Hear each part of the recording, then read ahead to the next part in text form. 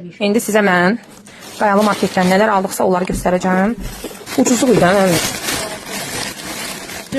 Aç. Bir dəqiqə çəkin.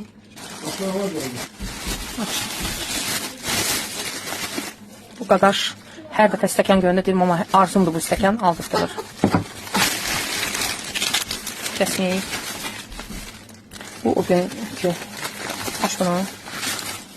Bu bildizdən sifədən. İkarə qızlar. Bunu 3 manat aldım. Bir şey için yemeğim. Bu pul biber.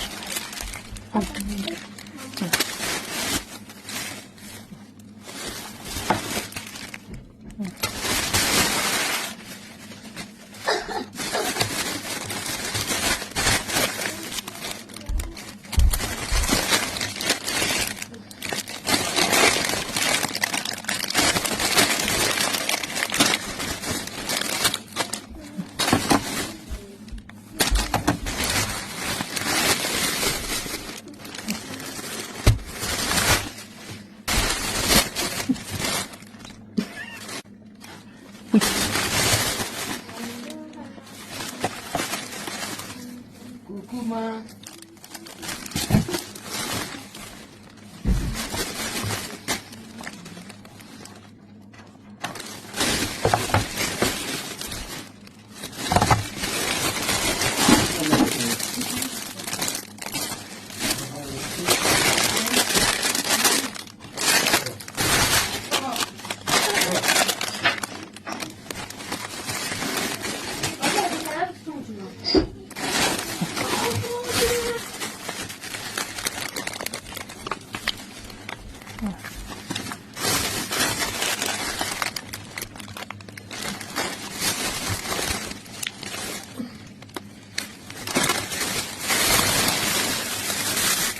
Çok qəşəng nar idi, şirin. Orada birində belə açıq koymuşdular.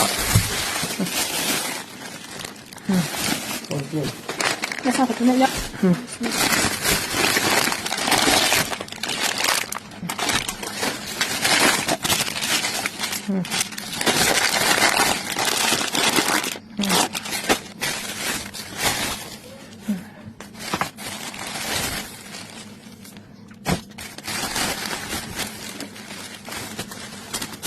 Bir düşmüş hanım olarak.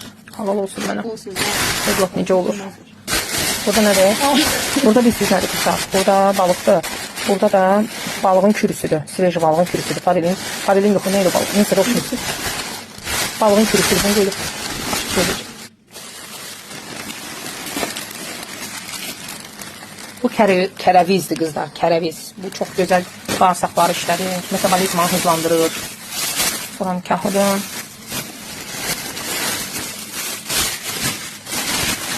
Bir tane soğan aldım. Bu da hepsan soğanı. Yoksa balığına. Bunun kilosunu 7 manat aldım. Hepsan soğanı. Çok sevirəm doğğayla falan. Çok tatlı. Belə qızlar. Bu boyda bazallık edelim. Orada da orada nədir? Bu pişi yeməyidir.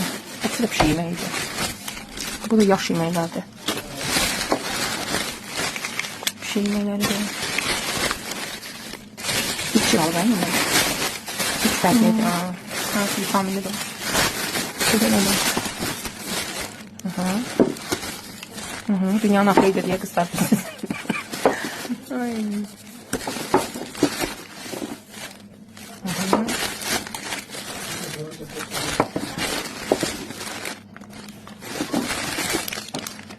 Elə qəşəng sabundur bu. Çox qəşəng iyi var bu. Çok bir tane dolapta. Bu eskiler çok qəşənglər. Bir de bu sabundur. Bunların hamısına 250 manat.